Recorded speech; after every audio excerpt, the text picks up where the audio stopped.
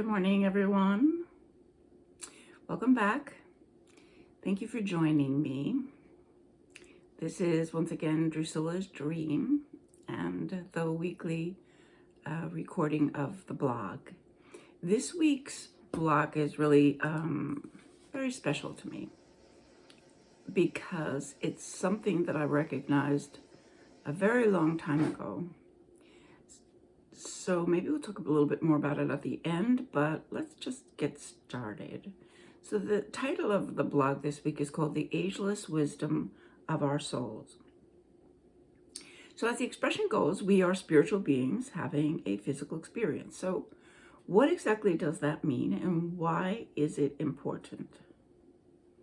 I've discovered its meaning and realized its importance through my practice of journaling over the years. My journals were rarely anything fancy, though there were a few. Today, I have an abundance of spiral-bound notebooks and black and white ones and many pieces of loose leaf stashed in the pages of those random books. When I was younger, I made some choices that really led to much pain and confusion and heartache. Back then, I thought they were bad choices. Today, I realize there really aren't any good or bad choices. They're only opportunities to learn and connect with our souls and awaken to a higher level of consciousness and understanding. The choices I made along the pathway of my life throughout the years were necessary. They were preordained and a series of sacred contracts that were part of my soul's plan. When life felt like a dark and terrifying quagmire that no matter which fork in the road I took, continued to lead down to one that was filled with more tears, confusion, and bondage, I felt more and more hopeless. I was imprisoned in a jail of my making and isolated much of the time from the truth and wisdom held in the light-filled energy of my timeless soul. When I picked up a pen and began to write, I moved from a lost and frightened young woman who was Drew to the calm, enlightened, and loving sage that is my true self, my essential self, and my beingness. I shifted from unconsciousness to consciousness, from powerless to empowered, and from fear to love. The brilliant insights and inspiration that poured forth from what seemed to be a mysterious place and filled the pages of my diaries were exceedingly profound. I am sure some of what I wrote came from my team of light, my guides, the angels, as they tried to reach me through the darkness that I had become lost in. It was not an easy task, since the dense, thick forest of despair that kept me separated and alone was murky and chaotic, with a dense fog of disconnection and delusion.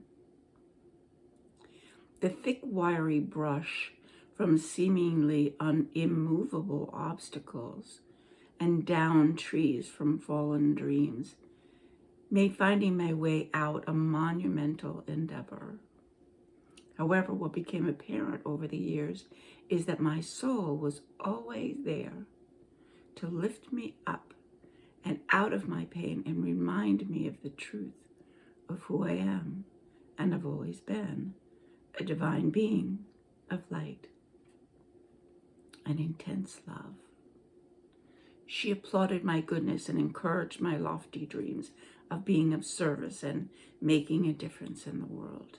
She was never judgmental, yet always forthright in her unwillingness to join me in my dysfunction and self-pity. Instead, she emerged from behind the limitations of my thinking mind and fearful ego to fully embrace my consciousness and awareness.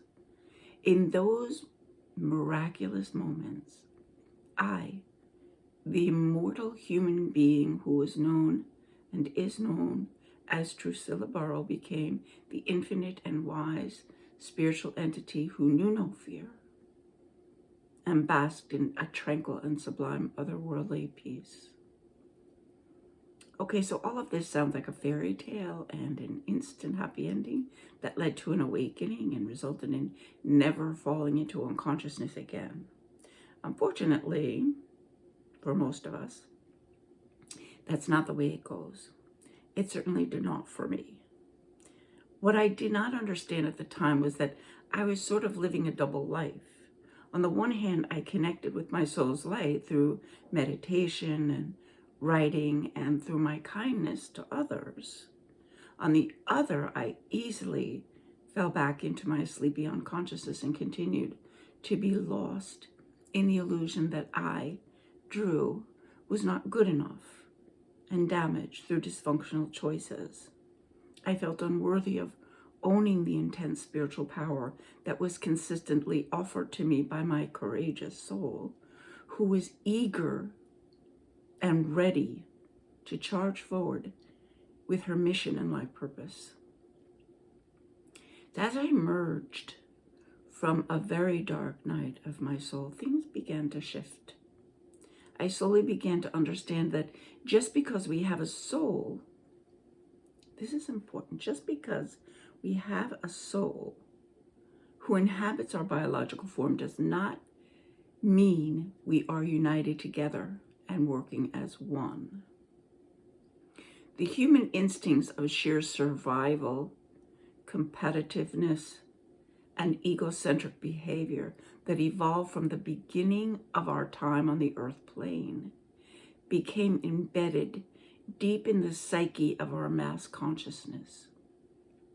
That illusion of separation prevented us from embracing the strength and the unified power found in our connection to each other. That kept us trapped in an endless loop of judgment, competition, jealousy, and infighting with our fellow humans. So where do we find the answer to our dilemma? It is found in the recognition that it is important to have a complete merging and a peaceful, consistent coexistence between our mortality and our immortality, our humanness and our beingness. We need to learn the difference. We need to learn to differentiate the voice of our fearful, judgmental ego and that of our compassionate, kind, and loving soul. Once we breach that divide and fully solidify our once impermanent connection to both parts of our identity, we will never be bamboozled again. The human part and the being part will be forever integrated together as one. And our wholeness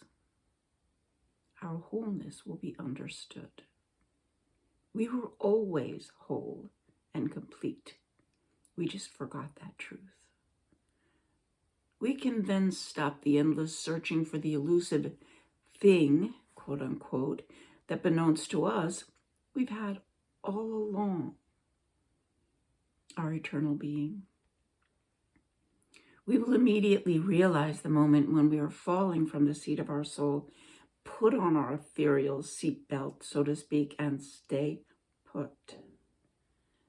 We will comfort our frightened ego as we would a terrified child, assuring it that we have, or we will have, everything under control and all is well. Recently, I came upon a journal from the early 90s. At the start of that decade, I was mom to my son, George Adam, my daughter, Brittany, and Alyssa, my third child, came into the world on October 4th, 1990. My children were and still are the greatest blessings of my life. I adored being their mom, and I worked hard to teach them kindness and self-love.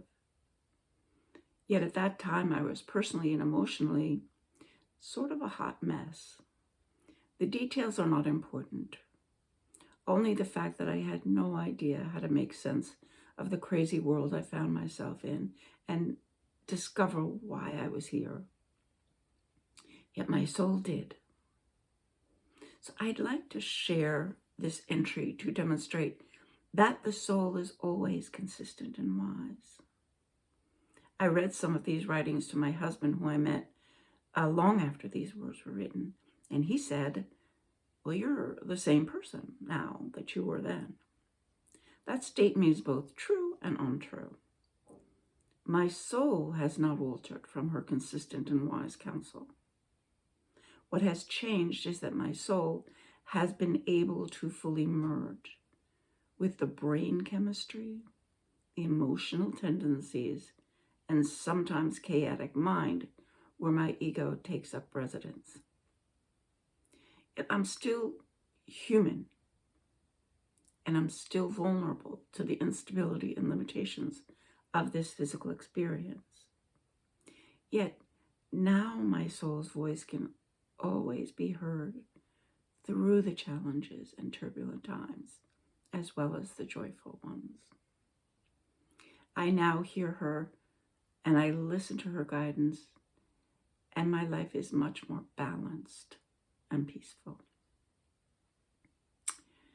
So this was written on September 25th, 1990, 10 days before Alyssa was born.